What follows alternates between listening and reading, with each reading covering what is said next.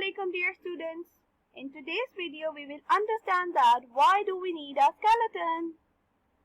Do you know why children are small in size and adults are big?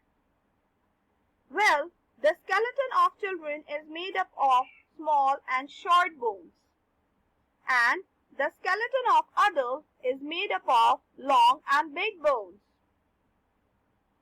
Our bones grow in size as we grow. Let's observe through the comparison of the arm bone of a boy and a man. For this we will use a ruler. Well, the boy's arm bone is shorter than the man's arm bone. Boy's arm bone is only 24 centimeters long, whereas man's arm bone is 34 centimeters long.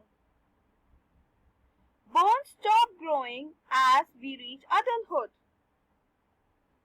That's why adults' bones take more time to get healed after fracture.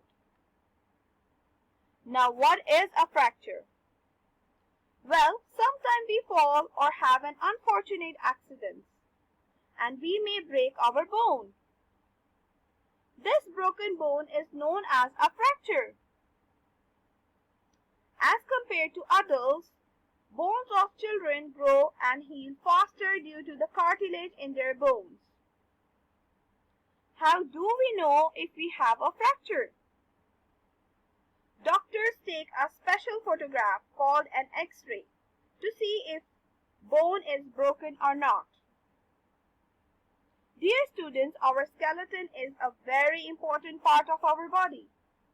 It protects and supports delicate organs.